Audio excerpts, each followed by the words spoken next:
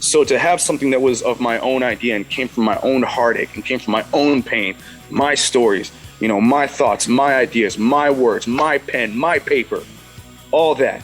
This was me, completely spilled out, nobody else. To say that I did that, like it's almost like me being able to look in the mirror and say, you fucking got one on the board, man. That's what you do. Intervened on behalf of... Good. Get good. Jim Overton, and I'm trapped along. And today, we have a...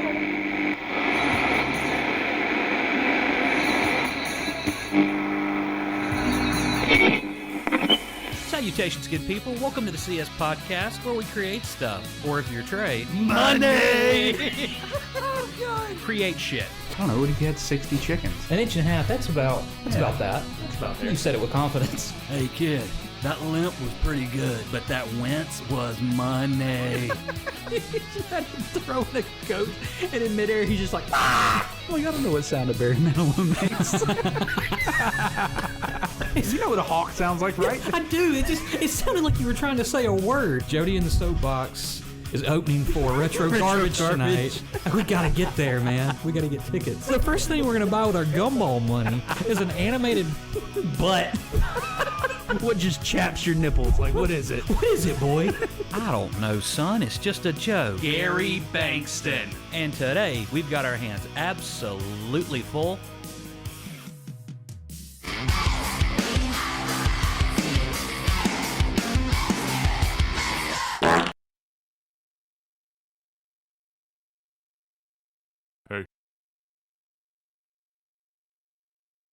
Salutations, good people. Welcome to the CS Podcast, where we create stuff, or if you're Trey, create shit. And today, we've got our hands absolutely full with yet again another content creator, and this is the second week in a row we are bringing you a live guest. Trey, who are we talking about? We are talking about Love Less, and his debut album just dropped here on the 14th, so Valentine's Day, 14th of February, I should say. It's March already. I don't know how it's already March.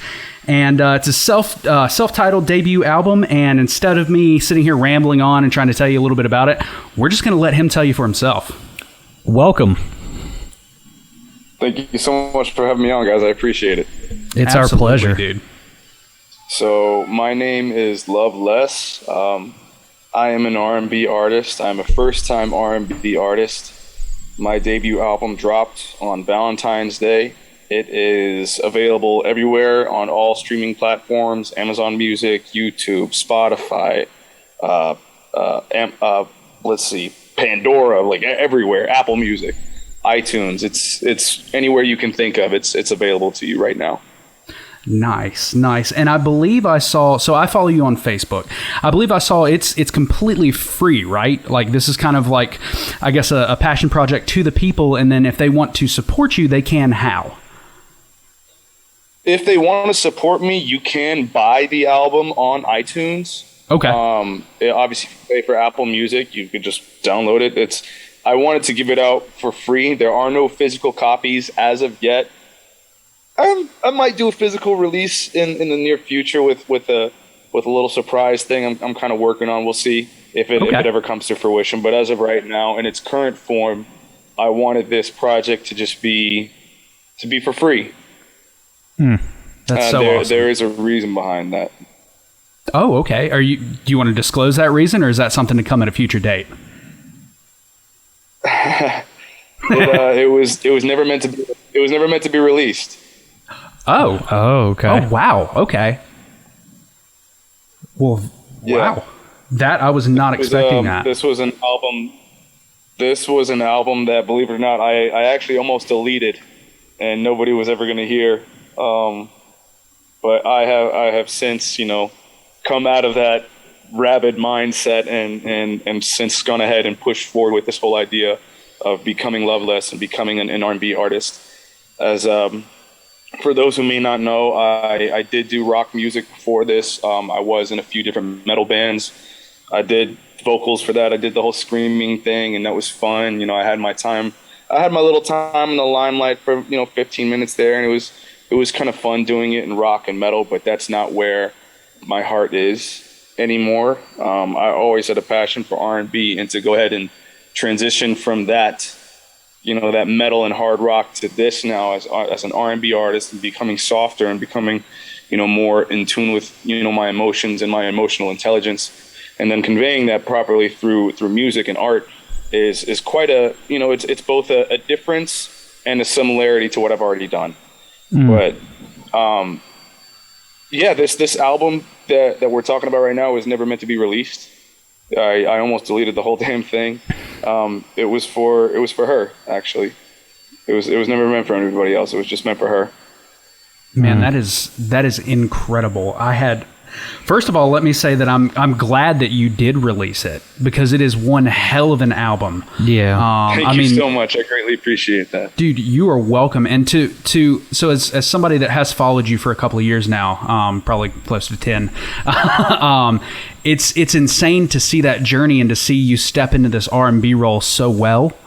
Almost like you were meant for it. And so your voice is so unique. I can pick it out anytime I hear, you just have such a unique timbre to your voice. I don't know how to explain it. People are just going to have to go listen to it. But yeah, Thank you so much, man. I really appreciate that. That's quite a compliment. I really appreciate that. Thank you. Well, you're welcome, dude. And this whole album, it's such a journey. It's so... And I want to dive into a little bit of your inspirations, because the lyrics are very deep, and now I can see a little bit why. It's crazy because these lyrics are so deep, but this music is so sensual, if you feel me. It meshes really well together, but it's also this interesting contrast that I like. And yeah, I would if you don't mind, I'd love to dive into a little bit of the inspiration behind this album. Obviously, it was for her. Is there a song or a track on this album that maybe sticks out to you the most, that's the most memorable? Every time you listen to it, even to this day, you still feel it, if you know what I mean. There are a couple, actually. Okay. Because if you want to know the inspiration behind the album, behind me, behind this entire idea, it all comes from her. Okay. It was all for her. Everything that you're seeing right now was for her. Everything you're hearing, every word that was written, every single song, every note choice, every conceptual idea, everything was for her. And I mean, there's a few songs like "Come Through." Mm-hmm. I wrote that on what would have been my wedding day. Wow. Questions.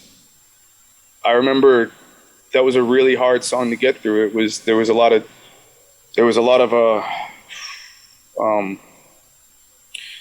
hard moments trying to get through writing the song, because I couldn't see, if you get my meaning. Yeah. I remember,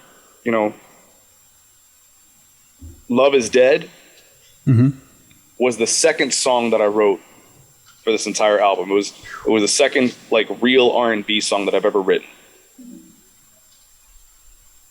I had never written anything like this before. Let's see, what else? Coming Home. Coming Home. That was about April 8th, 2019. She never came home that night. Oof. She was with somebody else. It speaks volumes that still sticks with you. You can look at those tracks and they're almost snapshots, if you will, into your own life. That's intense, dude. These are all real moments of the darkest path I have ever been down in my life.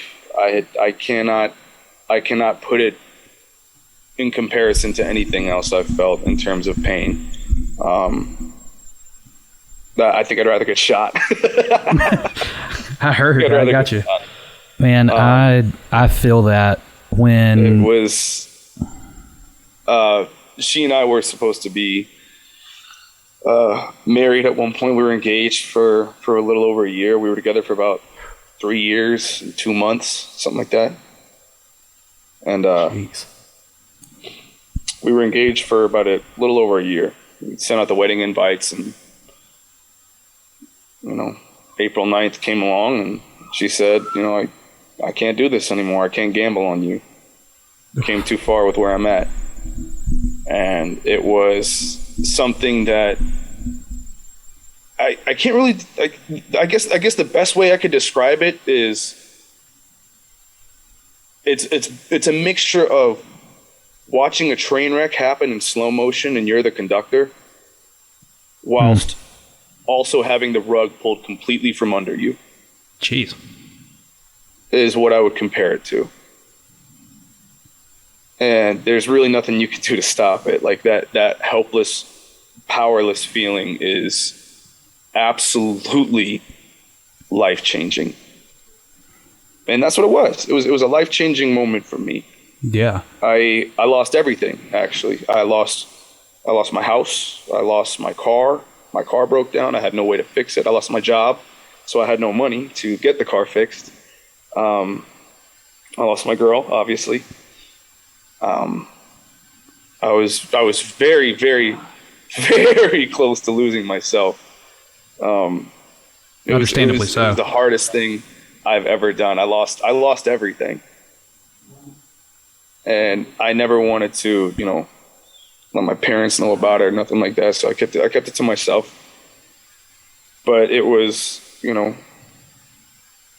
was a lot of alcohol, especially in the beginning. Yeah. Like especially, there was bottles and bottles and bottles, and it was like I said, the darkest time I've ever been through in my life. And I knew at that point I had two options. I was either going to die, or I was going to take everything that I had and put it into this. And I guess I'm glad that I did this option, because here we are now. I mean, absolutely, I agree. We're glad you did too. Yeah, for sure. After hearing you talk, so I'll start by saying, when Trey let me listen to your music, your album that just came out on Valentine's Day, I had to sit down because it hit me like a ton of bricks, because listening to everything you just said, I'm on the better side of it now, but it started in 2020, in the summer of 2020. I actually started in 2018, but it kind of culminated in 2020.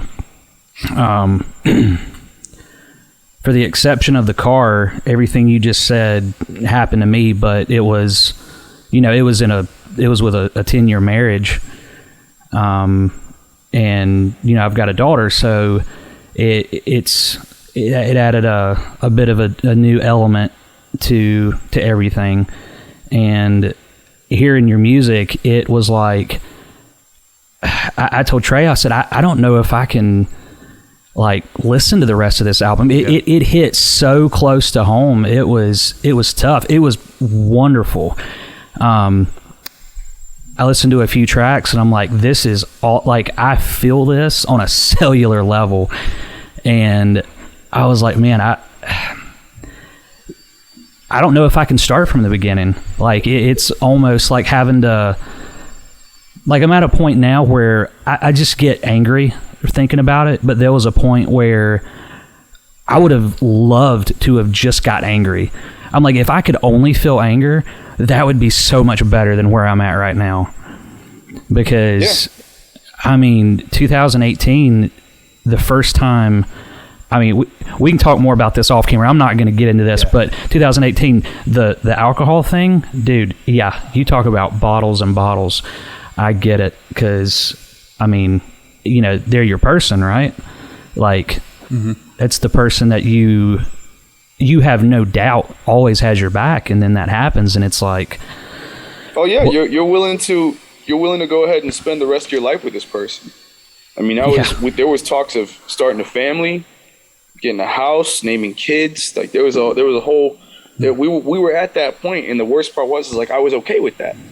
You know, I never felt that way about anybody else, and it was, you know, it's something like that will change you. Yeah, it will change you as a person. Boy, does it! But yeah, I appreciate you taking that and being able to make something beautiful out of it. Absolutely. I appreciate that work. Thank you, man. I appreciate that. Like that's a real cool thing for me, because as an artist, for what I do, my entire goal is to make something that when you hear it, you can not only feel but you can relate to. You know, that's my idea, and I also want to do it in a creative way, in a way that you maybe have never heard before. And the way I like to describe Loveless as an artist and as, you know, as my music, it's music that you can cry to while you're fucking.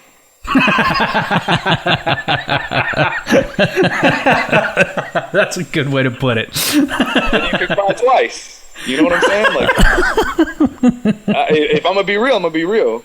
Go ahead. Yeah, let it fly. So that's kind of where my head's at with it. And I've always wanted to make R&B music, like ever since I was young. Even when I was in my first bands and stuff like that, I wanted to make R&B music back then. But I had never had an outlet or a proper motivation to do so. Whereas when this happened, you know, like I said, it changed me. And I told her at the time, I was like, if you do this, you will change me as a person, and I don't know if it'll be for the better. Like, that scares me. I hope you understand this, because you have that power over me. And I don't know if that's healthy or not, but I know I love you that much. And it was a weird moment of an exchange of power.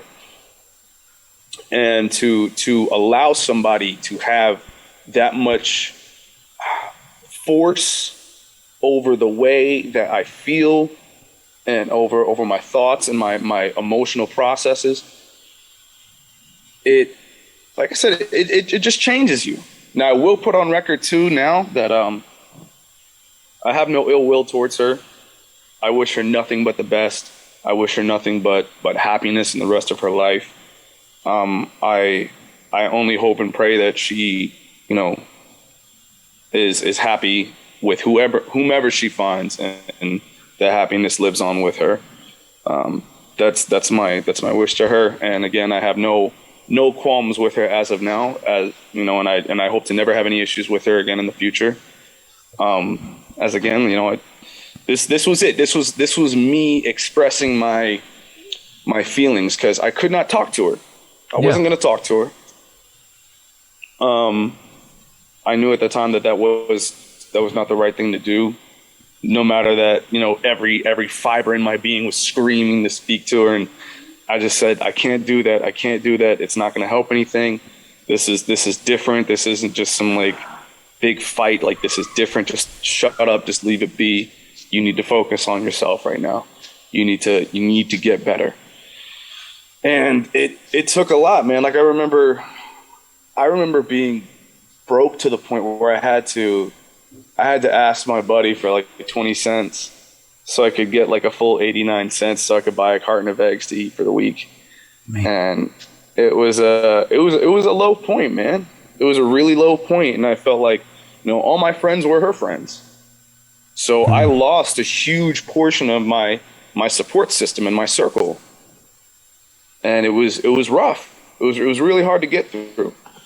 But, you know, in that, I tried to use that, you know, as a motivation to say to myself, like, okay, again, I can try this out, or I can not try anything, and this is it for me. But I'm glad that I chose this option, because again, in that time frame of, you know, from the breakup to now, I've not been able to talk to her. I've spoken to her once in like a real way, and that was before I moved to Minnesota. That's actually where I'm based out of now, is Minneapolis, Minnesota. Okay. And from the 612. but still much love for the 513. But you know, like when I was moving, or rather before I moved, the day before I moved, I had spoken to her and said, like, you know, like, let's meet up. I have something for you. And I had written out all my lyrics, like handwritten them out. I had all the music on a thumb drive. I said, you know, this is everything that I never got to say to you. This is everything that I couldn't say to you because we couldn't speak.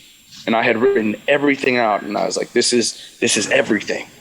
This isn't for you. This isn't for you and your brother. It's not for you and your mom. This is for you.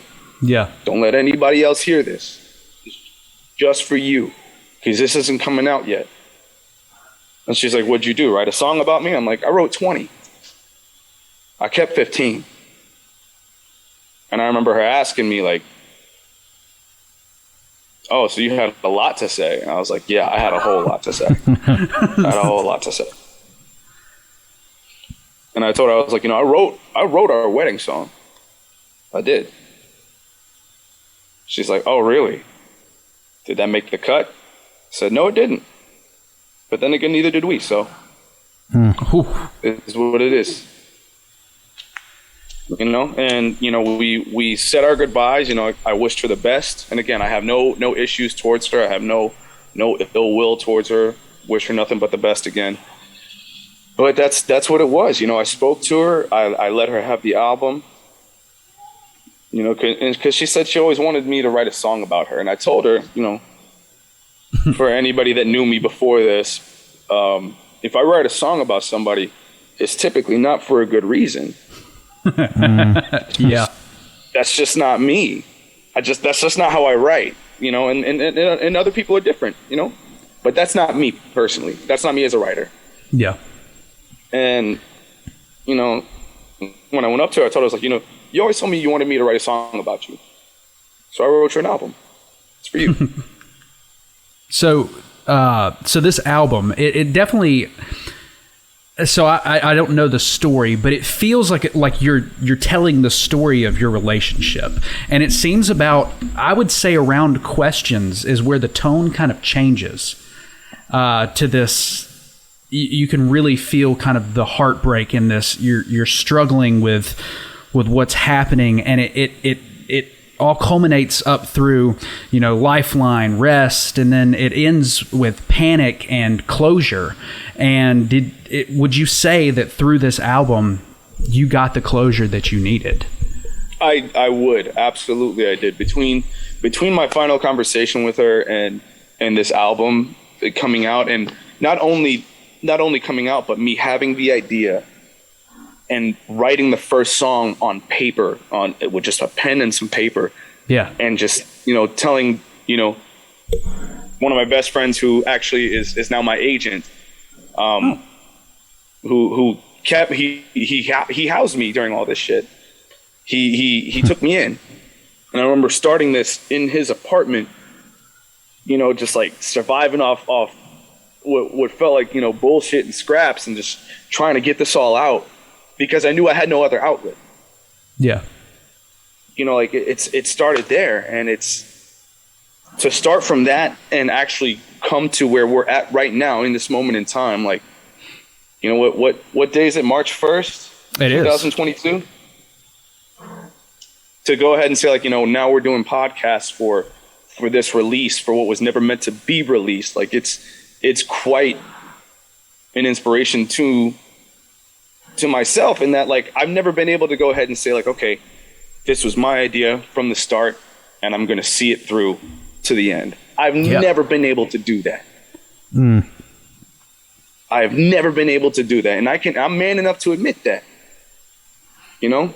So to have something that was of my own idea and came from my own heartache and came from my own pain, my stories, you know, my thoughts, my ideas, my words, my pen, my paper, all that. This was me, completely spilled out, nobody else. Like, that's to say that I did that. Like, it's almost like me being able to look in the mirror and say, you fucking got one on the board, man. That's what you do. That's how you do it. You got one on the board. Keep it up. Don't stop. And it's a motivator. It really is. It's a motivator from myself. And I think that's that's one thing that I've learned through all this is like, you might not bet on me, but I'm going to bet on me. I'm going to bet all of it on me. 1,000%. You said it yourself. Things like this changes you. And you also said you've never been able to see an idea just from start to finish. That's the proof is in the pudding. Yeah, Look, that's a powerful feeling too. Yeah. A very powerful moment to reflect on that and to fully grasp what it is that you've accomplished. And yeah, dude, I think you're only getting started. I hope that this continues, because I think you've got a lot more to tell, and I'm excited to see where it goes from here. Now that you've kind of I'm going to say close this chapter. I don't know. You may have more to say about it later on, but you know, I'm just excited to see what comes next for Loveless, and to see you continue to evolve as a musician. And even these songs, like on this album, there's something for everybody. It's not just straight R&B. Like, so I've got a top 3 list. Number 1 being Lifeline. Please share it. Please share it. Oh, dude, Lifeline. It's so unique. The way it starts with the heartbeat sensor, and then the contrast between the call outs of like the doctor and then your verse and the chorus. And it's got some of my favorite lyrics in that first verse. Then we move on to Nobody Else, and just this back and forth between the chorus and what you're saying in the verse is incredible. And then I love the intro to Rest, like just the piano and just sprinkled throughout is just amazing. And then a couple of honorable mentions would be Love Is Dead, Panic, because the lyrics just spoke to me so deeply. Like I resonated with that song quite a bit. And then No More, and just the flow and the passion on that song is incredible. Thank you so much, man. You're welcome. But with Lifeline, that was the first one you let me listen to. Yeah, dude, I had I was going through the album, listening to my first listen, and then heard that, and I was like, I had to play it again.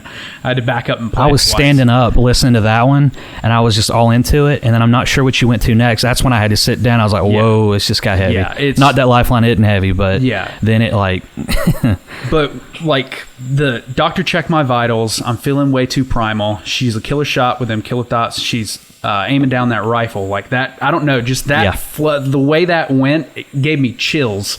And what was the like when you're writing Lifeline? Okay, what was the thoughts going through your head? Like, okay, I'm gonna have the doctor calling out, like it's gonna take place in an ER. Like that's so unique. It's not just you singing, like it's not just metaphorical in the sense that you're using metaphors to say stuff. Like the whole song itself is it's like a play. It's a metaphor of itself. Like you know what I mean? She's a nurse. Oh, funny. That's funny. Wow. Yeah, and that was almost like kind of like not me really throwing shade, but it was just like, you know, like it was almost like a play, like you said. Like this was Lifeline is what would have happened. Oh, I get you. Yeah, I got you. Lifeline is what would have happened. And I wanted to go ahead and acknowledge that was a thought that passed through my head.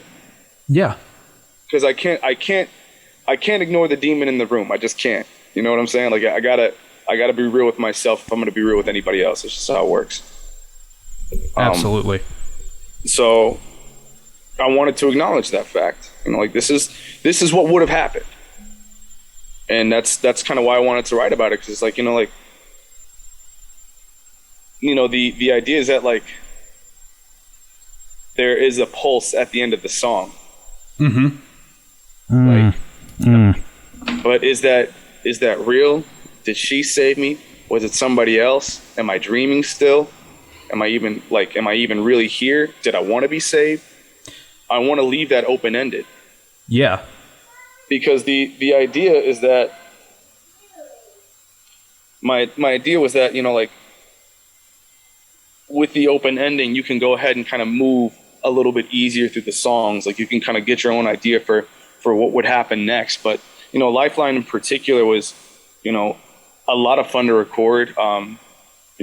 Props to Vegas X for jumping on the song as well. He was kind enough to let me write his verse. He Nice. thought my writing was good enough to go ahead and, write his as well. And I was like, I appreciate that. And his delivery was great. I appreciate him. Also, he was my producer for the entire record. I'll go ahead and put that out as well. He did produce all my beats and stuff like that. So, shout out to him, and, thank you to making all this possible for that. So when he heard it, he's like, let me jump on this. I think this is hot. I really like this. So he wanted to jump on it. I said, of course. He let me write his verse, and I wanted everything to go ahead and flow properly in that, like there's those medical references, there's the call out to the doctor, there's the call out to the nurse, like, Yeah. we're losing him, we lost him, like this. Those were so cool. So actually the beginning where it says, we lost him, Yeah. the entire song takes place in that interim of like that fight for life. That is when Lifeline is technically happening, in that play, in the fight for life, when we're intubating him, when we're trying to save him. This is what's playing in his head. This is what's going through his head as this is all happening. Yeah. So when you hear the beep, beep, beep at the end, there's that little hope. But if you take this into consideration, like this is in my head, this is how I wrote it, that this all took place in between that interim. He's not really alive. He was dead. He was dead almost immediately. Yeah. It kind of changes the whole outlook of the song. I never even put together the kind of the flat line in the beginning and the heartbeat coming. It was a cool way to like lead out of the song, but it never occurred to me that, that's kind of that hope. And it does kind of, not even kind of, it does change the rest of the final songs on the album after Lifeline do have a distinctly different tone than the like obviously the beginning, and even kind of in the middle at the turning point. Like there at the end, it is a lot about you, I guess, kind of coming to terms with this, and then eventually like kind of struggling with it, but then coming back to terms with it, and then accepting it for what it is. Because that's what it is. Like, yeah, when it's someone like this, you'll never truly stop caring for them. It'll never really go away. But in that, you have to accept that there are changes and things are different, and you got to move on. There might still be struggles someday and stuff like that, but at the end of the day, like, you have to keep going. You cannot stop. There is no other option. You cannot pick the other option. You have to keep going. There is no choice. And that's what I try to tell myself. And I kept that idea going through the whole writing process of it. And, like that's how I was able to write songs like Lifeline. Gotcha. Well, let's move on over into, first, before we do that, I would love to know just the name Love Less. Like, I love the double backslash. Like, that's kind of it's very unique. I don't know. It's cool looking. Like, even just looking at it, it's just a very aesthetically pleasing choice for a name. I can kind of guess. You're welcome. I can kind of guess the inspiration behind it. But is there any reason you decided on Love Less specifically? Loveless. I thought it was the best name for how I truly felt as this persona, as this artist, as Loveless. Was my mantra was, and it still kind of is, like, when you love less, you get hurt less. Because I've loved as deep as I think I could go, and to have it not be reciprocated or have it like just kind of thrown in your face, like, again, it changes you. Yeah. So I thought, like, to myself at the time, when I was writing all this, I was like, I can't love anybody anymore. Like, I can't do that. Like, because if I love somebody, that gives them power, and if they have power, they can hurt me. And I don't want to be hurt anymore. So if I don't give them power, if I don't love anybody, I'll be hurt less often. So if I love less, I will hurt less. And it was a very dark and bittersweet mantra to come up with and live by. But it's one of those things that's like, we're in a different time and place. Yeah. We have access to social media, to the internet, to porn, to OnlyFans, to all this other shit. We have access to all that, and it's like it's different now. Yeah. Finding that person and not losing them is such a miracle in and of itself.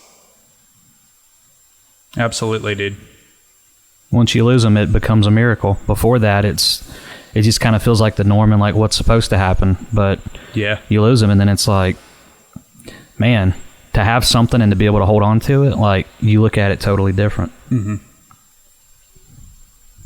Absolutely, man. So going into this album, I mean, I wasn't expecting the story. So this is kind of I don't know, you can take this question as you will, but who would you say has been your biggest supporter on this journey to become Loveless and to release this album and to kind of step into these shoes? What's been my biggest obstacle, you said? Or your biggest supporter, like who has been like, or maybe a number of people that you just come to mind, and you know, like, thank you so much for just being there and, you know, helping to carry me through these times, and just like, you know what I mean? First and foremost, you know, I gotta thank my agent for being there, you know, when, you know, at the time I felt like nobody really was. Mm-hmm. I want to thank him. I want to thank Taylor.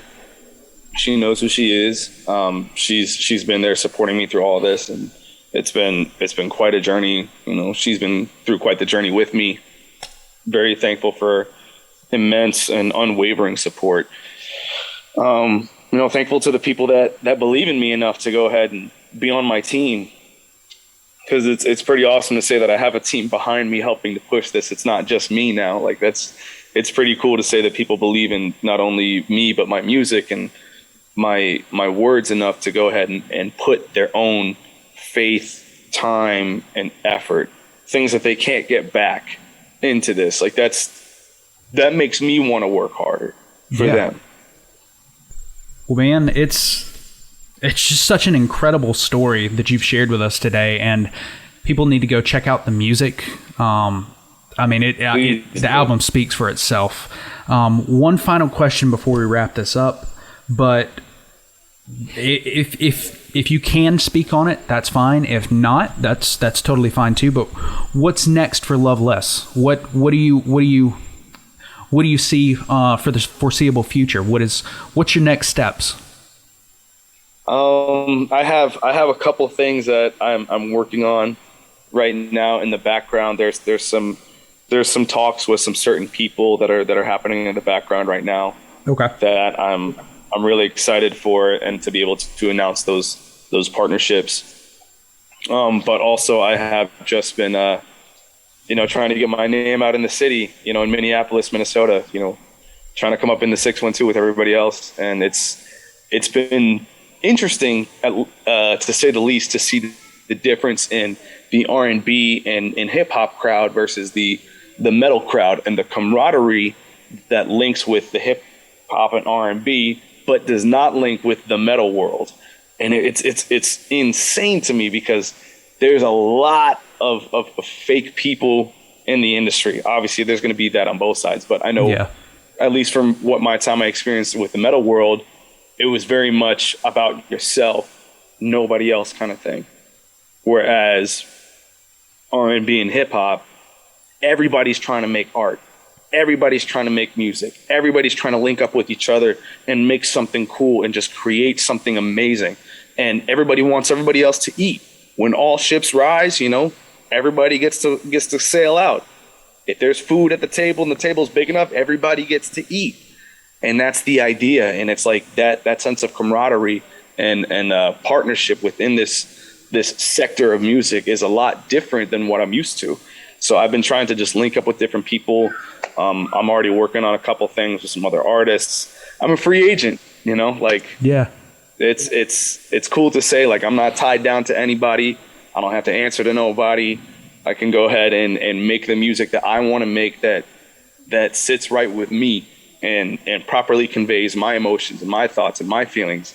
And I don't have to answer to anybody else. And it is the most freeing, most just absolutely like vindicating feeling I've ever felt in my life. And I love being an R&B artist, man. It's so much fun. It's so much fun. I can tell. I was gonna say we can passion. hear it in your voice, man. That's so cool for you to feel that liberated and just like you said, that free. I've actually got a closing question for you myself. What's up? So, first of all, thank you for being so open and transparent with everything. I truly appreciate that. I think more men, if they were that open and transparent, there's a lot more healing that could take place. But if there's somebody listening right now who maybe is on the verge of going through what you went through, or just went through, or is in the middle of it, what advice would you have for that person? I would invite them to first listen to a few of the songs on the record, if not the whole thing. Think about their relationship. Think about what's been going on. Think about any situations that I may have been through that they can maybe circumvent and navigate through to go ahead and not go through what I went through. You know, if you're slacking, pick up your fucking slack. Right. If you're dragging your feet, stop dragging your feet. Go to work. Do what you got to do. Stop making excuses. Get up and do the things. That's my advice. And understand this, because this was a really, really hard truth for me to finally get. Love is not enough. Love is not enough. I hate to say that, but it's not. Gotcha. So do what you got to do. Focus on making it better. Focus on making yourself better. And give it everything you got. That's all you can do. That is a hell of a closing statement. That was Solid. great. Yes. Solid.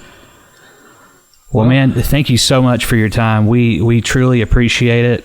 And, I mean, you could have been talking to anybody at 8:30 on a Tuesday night, but you chose to spend it with us, and we appreciate that. For sure. Likewise, man. You guys did the same, and I appreciate your time as well. It's been an absolute pleasure talking with both of you. Absolutely, dude. And real quick, where can people find you? Where can people if they want to know, keep up to date on everything Loveless? Where can they find it? Where?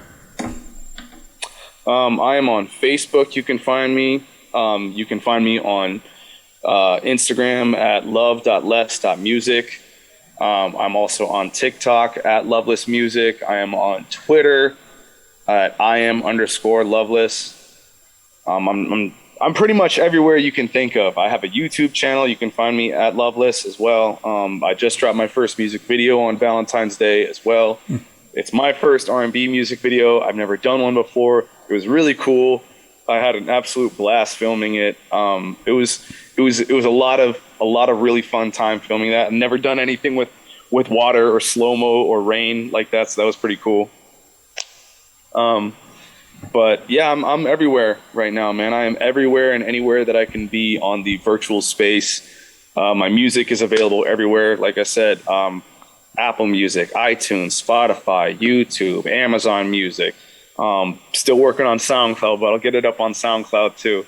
But it's everywhere that you can think of. I want everybody to listen to this. I want everybody to feel this. I want everybody to hear my story. You know, that's when it comes down to it, because if my story can go ahead and circumvent somebody else's and maybe navigate them to something better, or maybe let them know that someone else has been through what they've been through and help them, that's my goal. That's what I want to do. I just want to help people, man. And I want to help people with music. Well, I think, from you doing that, it makes your situation and what you've went through, it doesn't go to waste. It wasn't just for nothing. There's going to be some good that comes out of it. Absolutely. Well, dude. Well, first of all, those links and everything that he just mentioned will be down in the description or in the show notes, wherever you're listening to this at or watching, so that you can actually follow up and follow him, support this music, and support this artist. Yes, so you guys please make do. sure I to do have that. merch available as well. I do have merchandise on my website at iamloveless.com.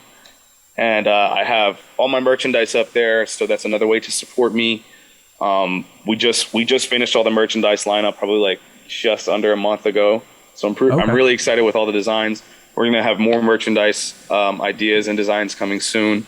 So if you would like to support me other than listening to it for free and just, spreading the word around, that's one way you can do it, along with purchasing the album on iTunes.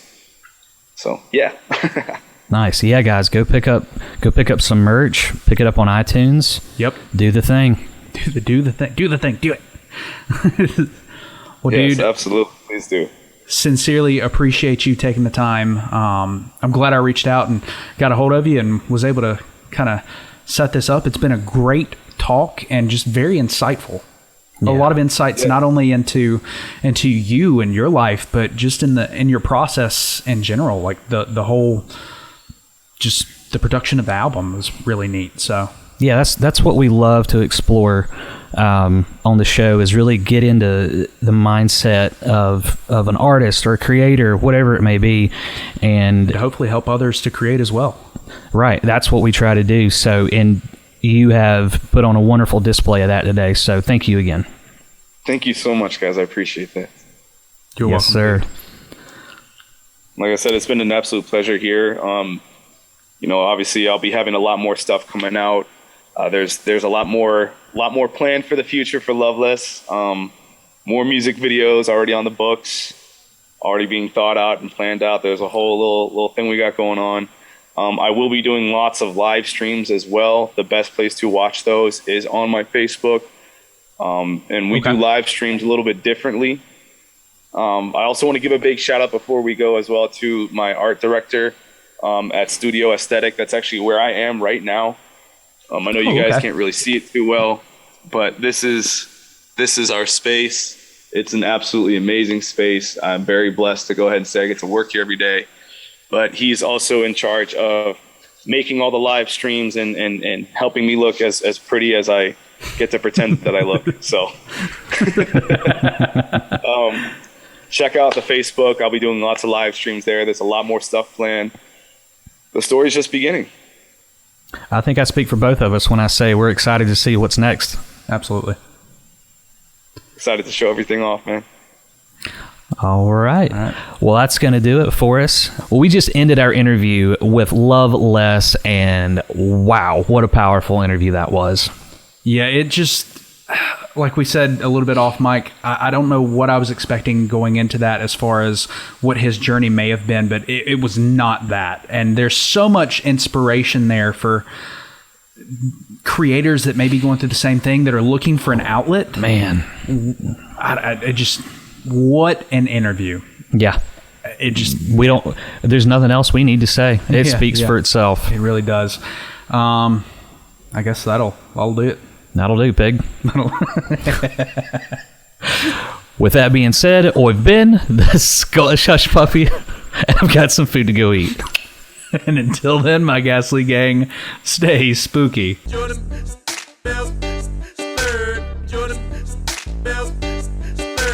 Create shit.